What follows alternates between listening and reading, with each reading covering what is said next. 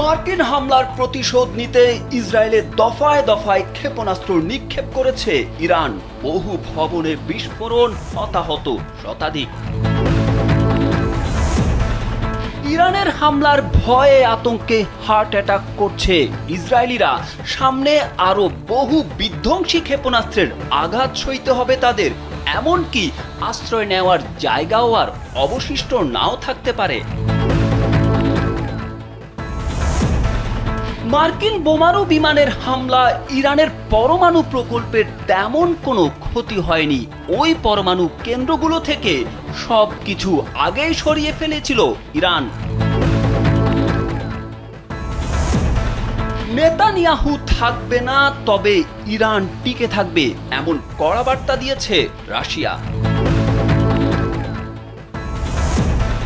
ইরানে হামলার পর যুক্তরাষ্ট্র জুড়ে ব্যাপক আতঙ্ক ছড়িয়ে পড়েছে। নিউ ইয়র্কে সতর্কতা জারি, দেশটির গুরুত্বপূর্ণ এলাকাগুলোতে অতিরিক্ত নিরাপত্তা জোরদার করা হয়েছে। মার্কিন বোমারু বিমান ইরানে হামলার পর ক্ষেপে আগুন তেহরানের মিত্ররা। তীব্র ক্ষোভ প্রকাশ করেছে একাধিক দেশ। ইরানে মার্কিন যুক্তরাষ্ট্রের হামলার পর মুখ খুলেছে সৌদি আরব। এই হামলা মধ্যপ্রাচ্যের জন্য হুমকি হিসেবে মনে করছে দেশটি। 3 কেন্দ্রে মার্কিন হামলার পরও পরমাণু কার্যক্রমে অটল ইরান। কোনোভাবেই পরমাণু কার্যক্রম বন্ধ করা হবে না বলে সাফ জানিয়ে দিয়েছে ইরান। এবার কি পদক্ষেপ নেবে ট্রাম্প? উদ্ভূত পরিস্থিতি তিনি কিভাবে সামাল দেবেন তা এখন দেখার বিষয়।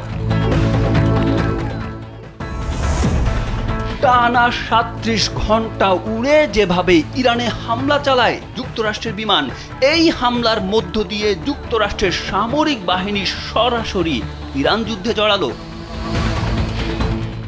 ইরান ইসরায়েল যুক্তরাষ্ট্র যুদ্ধের আজকের শীর্ষ 10 নিউজের এবার জানুন বিস্তারিত। মার্কিন যুক্তরাষ্ট্র ইরানের 3টি পারমাণবিক স্থাপনায় হামলা চালানোর পর পাল্টা প্রতিক্রিয়ায় দফায় দফায় ক্ষেপণাস্ত্র নিক্ষেপ করছে ইরান। ইসরায়েলি গণমাধ্যমগুলো জানিয়েছে সর্বশেষ ক্ষেপণাস্ত্র হামলায় প্রাথমিকভাবে আনুমানিক 30টি রকেট ছোড়া হয়েছে বলে ধারণা করা হচ্ছে। রয়া নিউজের প্রতিবেদনে বলা হয়, এসব হামলা মূলত ইসরায়েলের সামরিক ঘাঁটি ও কৌশলগত লক্ষ্যবস্তুগুলোর দিকে চালানো হয়েছে। যদিও ক্ষয়ক্ষতির বিস্তারিত এখনও জানা যায়নি। তবে এমন ধারাবাহিক হামলা মধ্যপ্রাচ্যে চলমান উত্তেজনাকে আরও উস্কে দিচ্ছে। এর আগে মার্কিন প্রেসিডেন্ট ডোনাল্ড ট্রাম্প দাবি করেন, যুক্তরাষ্ট্র ফোর্দো নাতানজ ও ইস্পাহান এলাকায় ইরানের পারমাণবিক স্থাপনায় সফল হামলা চালিয়েছে।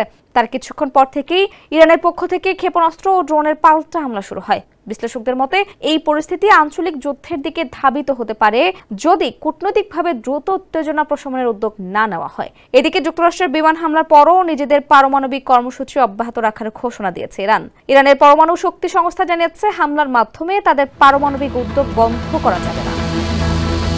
ইরান খুব শিগগিরই থামছে না। এখন তেহরানের দাপট হাড়ে হাড়ে টের পাচ্ছে তেল আবিব। স্পষ্ট হয়ে উঠছে যে সামনে আরও বহু বিধ্বংসী ক্ষেপণাস্ত্রের আঘাত সইতে হবে তাদের। ইসরায়েলের অনেক কিছুই উল্টে পাল্টে যেতে পারে, এমনকি আশ্রয় নেওয়ার জায়গা আর অবশিষ্ট নাও থাকতে পারে। এই পরিস্থিতিতে আতঙ্কিত হয়ে ইসরায়েল সরকার শুক্রবার একটি কথিত গুরুত্বপূর্ণ সিদ্ধান্ত নিয়েছে। জরুরি পরিকল্পনা অনুমোদন করেছে ইসরায়েলি প্রতিরক্ষা মন্ত্রণালয় এবং হোম ফ্রন্ট কমান্ড। এর আওতায় সারা দেশের 500টির সরকারি বোমা আশ্রয় কেন্দ্র সংস্কার করা হবে। একই সাথে রাস্তার পাশে মোবাইল বোমা শেল্টার বসানো হবে 1000টি। বিস্তারিত মোহাম্মদ শাহাবুদ্দিন মাহতাবের প্রতিবেদনে। ইসরায়েলের প্রতিরক্ষা মন্ত্রণালয় জানিয়েছে 500টি আশ্রয় কেন্দ্র সংস্কার করা হবে, তার বেশিরভাগই মধ্য ইসরায়েল অবস্থিত। এই অঞ্চলটি এখন ইরানের একাধিক হামলায় ক্ষতবিক্ষত। অন্যদিকে 1000টি মোবাইল বা অস্থায়ী আশ্রয় কেন্দ্র বসানো হবে দেশের বিভিন্ন সংবেদনশীল এলাকাগুলোতে, যেগুলোকে সম্ভাব্য ঝুঁকিপূর্ণ হিসেবে চিহ্নিত করা হয়েছে।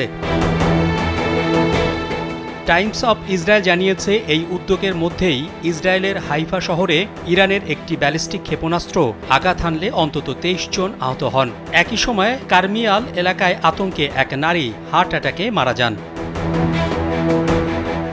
ছবিতে দেখা গেছে হাইফার ক্ষতিগ্রস্ত এলাকায় উদ্ধারকর্মীরা ছুটে যাচ্ছেন ঘটনাস্থলে।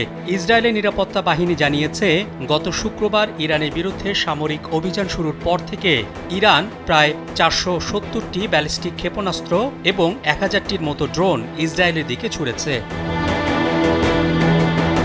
ইসরায়েলি স্বাস্থ্য দপ্তর এবং হাসপাতাল সূত্রে জানা গেছে, এখন পর্যন্ত ইরানের হামলায় ইসরায়েলে 24 জন নিহত এবং কয়েক হাজার মানুষ আহত হয়েছেন। ক্ষতিগ্রস্ত হয়েছে আবাসিক ভবন, একটি বিশ্ববিদ্যালয় এবং একটি হাসপাতাল।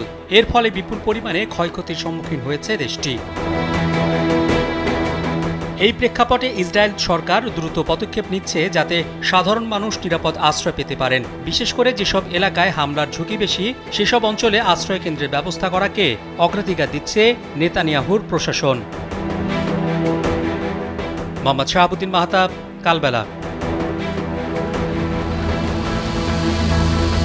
ইরানের গুরুত্বপূর্ণ 3টি পারমাণবিক স্থাপনা ফোর্দো, নাতাঞ্জ ও ইস্পাহানে শক্তিশালী বোমা নিক্ষেপ করেছে যুক্তরাষ্ট্র।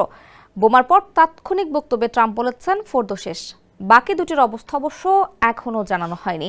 তবে ইরান বলছে, ফোর্দো থেকে গুরুত্বপূর্ণ পারমাণবিক সরঞ্জাম ও উপকরণ আগেই সরিয়ে নেওয়া হয়েছিল, আর এমন কোনো ক্ষতি হয়নি যে সেটি সারানো সম্ভব নয়। ইরানের পার্লামেন্টের স্পিকার মোহাম্মদ বাঘের গালিবাফের উপদেষ্টা মাহদি মোহাম্মদী বলেছেন, ইরান ফোর্দোতে মার্কিন হামলার আশঙ্কা করছিল, এ কারণে তারা আগেই গুরুত্বপূর্ণ উপকরণ সরিয়ে নিয়েছে।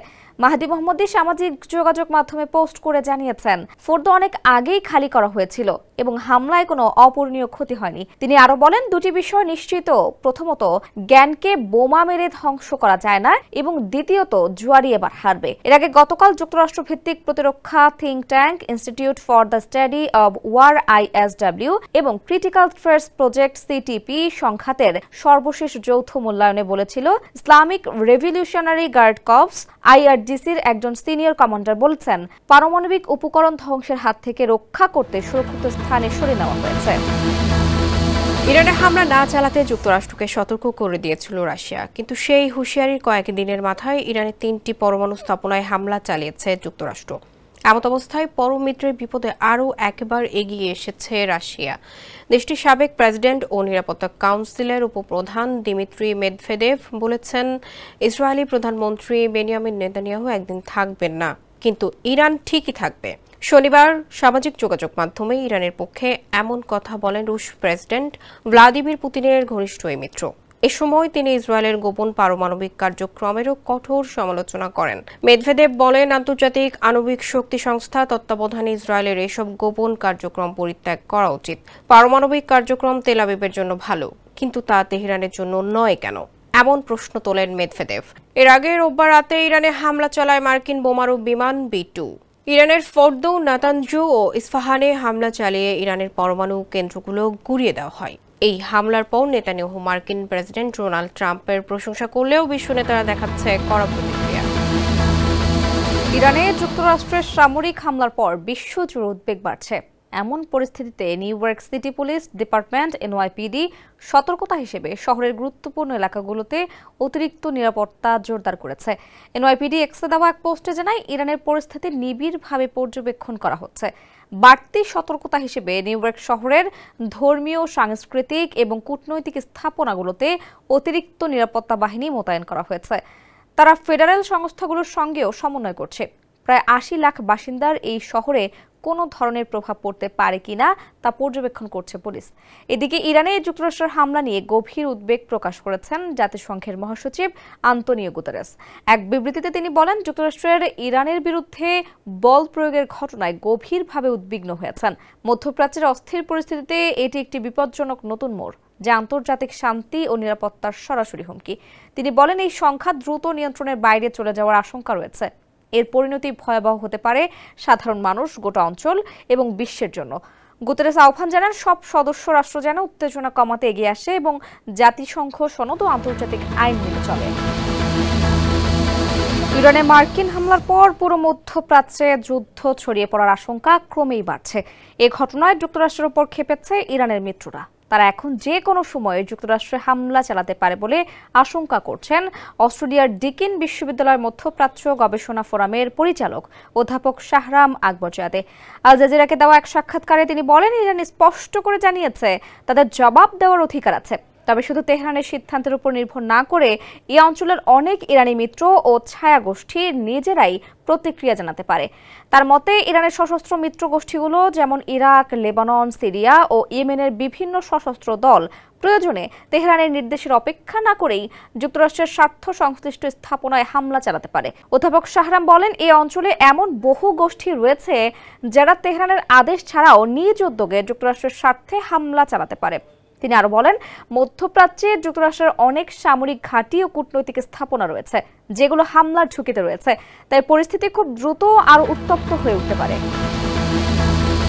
ইরানে মার্কিন হামলার পর বিষয়টি মধ্যপ্রাচ্যের জন্য হুমকি হিসেবে দেখছে অনেকেই। আবার কারো কারো মতে যুক্তরাষ্ট্রের এভাবে যুদ্ধে জড়িয়ে পড়া ঠিক হয়নি, এতে সংঘাত তো কমবেই না, বরং আরো বাড়বে। ইরানে এমন হামলা উদ্বেগ বাড়িয়েছে মধ্যপ্রাচ্য জুড়ে। এবারে হামলায় উদ্বেগ প্রকাশ করেছে সৌদি আরব। দেশটির পররাষ্ট্র মন্ত্রণালয় জানিয়েছে, ইরানে পারমাণবিক স্থাপনাগুলোর উপর হামলার বিষয়টি তারা গভীরভাবে পর্যবেক্ষণ করছে। আল জাজিরার এক প্রতিবেদনে বিষয়টি জানানো হয়েছে। এক বিবৃতিতে বলা হয়েছে, ইরানের সাম্প্রতিক যে ঘটনা ঘটেছে, বিশেষ করে যুক্তরাষ্ট্রের হামলায় দেশটির পারমাণবিক স্থাপনাগুলো লক্ষ্যবস্তু হওয়া, তা সৌদির জন্য গভীর উদ্বেগের কারণ। সৌদি সরকার এই সংকট মোকাবেলায় সব পক্ষকে সংযম প্রদর্শনের আহ্বান জানিয়ে বলেছে, এই মুহূর্তে উত্তেজনা হ্রাস ও সংখ্যা এড়াতে রাজনৈতিক সমাধানের পথ খোঁজা জরুরি। একই সঙ্গে আন্তর্জাতিক সম্প্রদায়কেও বিষয়টি দ্রুত শান্তিপূর্ণভাবে সমাধানের জন্য কার্যকর ভূমিকা রাখার আহ্বান জানানো হয়েছে। শুরু থেকেই ইরান বলে আসছে, তাদের সকল পারমাণবিক কর্মসূচি একমাত্র শান্তিপূর্ণ উদ্দেশ্যে। কোনো পারমাণবিক বোমা বানানো তাদের পরিকল্পনা নেই। কিন্তু এই দাবি কোনোভাবেই মানতে রাজি নয় ইসরায়েল ও যুক্তরাষ্ট্র। ইরান খুব দ্রুত পারমাণবিক বোমা বানিয়ে ফেলবে, এই অজুহাতে ইরানে হামলা চালায় ইসরায়েল। তবে তাতে খুব একটা সুবিধা করতে না পেরে নেতানিয়াহু বরাবরই চেয়েছে ইরানে হামলা করুক যুক্তরাষ্ট্র। শেষ পর্যন্ত তাই করল আমেরিকা। তবে যুক্তরাষ্ট্রের বিমান হামলার পরও নিজেদের পারমাণবিক কর্মসূচি অব্যাহত রাখার ঘোষণা দিয়েছে ইরান। এক বিবৃতিতে ইরানের পরমাণু শক্তি সংস্থা জানিয়েছে, হামলার মাধ্যমে তাদের পারমাণবিক উদ্যোগ বন্ধ করা যাবে না।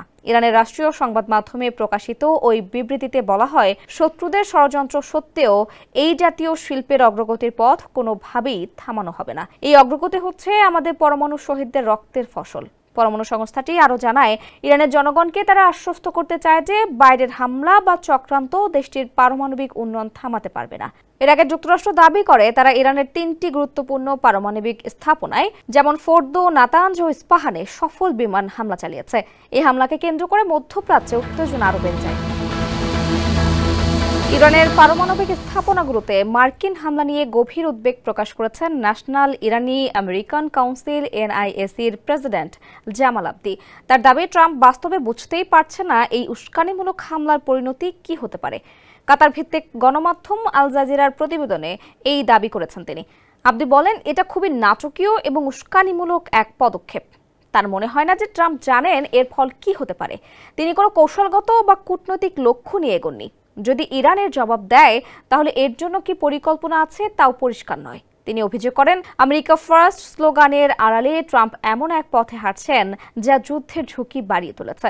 তিনি বলেন, অনেকেই এখন মনে করছেন ট্রাম্প যেন আমাদের সঙ্গে এক প্রকার খেলা খেলেছে। তিনি প্রশ্ন তোলেন, ট্রাম্প কিভাবে নিশ্চিত করবেন যে এই ঘটনার পরিণতি যুক্তরাষ্ট্র বা বিশ্বের জন্য ভয়াবহ হবে না। তার সিদ্ধান্তে যে কোনো সময় পরিস্থিতি নিয়ন্ত্রণের বাইরে চলে যেতে পারে। জামাল আবদির মতে, ট্রাম্প এই হামলার মাধ্যমে কেবল নিজের রাজনৈতিক অবস্থান শক্ত করার চেষ্টা করছেন, অথচ বাস্তব কূটনৈতিক বা সামরিক পরিণতি নিয়ে তিনি চিন্তাই করেননি।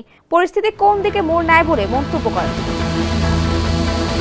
যুক্তরাষ্ট্রের B-2 বোমারু বিমানগুলো দেশটির মিজুরি অঙ্গরাজ্যের ঘাঁটি থেকে উড্ডয়ন করে টানা প্রায় 37 ঘন্টা উড়ে গিয়ে ইরানের 3টি পারমাণবিক স্থাপনায় হামলা চালায়।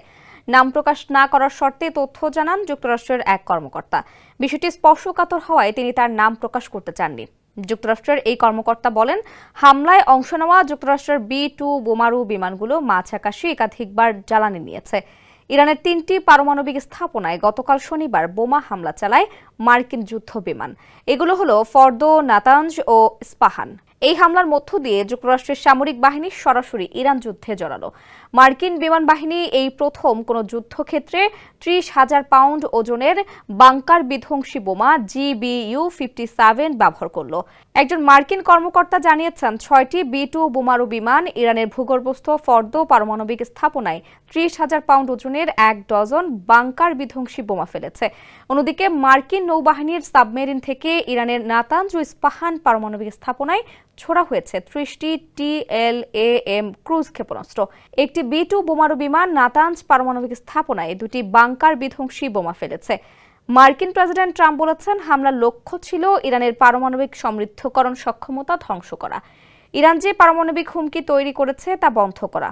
হোয়াইট হাউস থেকে টেলিভিশনে দেয়া ভাষণে ট্রাম্প বলেন, ইরানের পারমাণবিক স্থাপনাগুলো সম্পূর্ণভাবে চূড়ান্তভাবে ধ্বংস করে দেওয়া হয়েছে। এদিকে ইরানের 3 পারমাণবিক স্থাপনায় মার্কিন হামলার বিষয়টি নিশ্চিত করেছে তেহরান। তবে ইরানের পক্ষ থেকে বলা হয়েছে যে 3টি পারমাণবিক স্থাপনায় হামলার কথা যুক্তরাষ্ট্র বলেছে সেগুলো আগেই খালি করে ফেলা হয়েছিল। তাই সেখানে এমন কিছু ছিল না যা বিকিরণ সৃষ্টি করে নাগরিকদের ক্ষতির কারণ হতে পারত।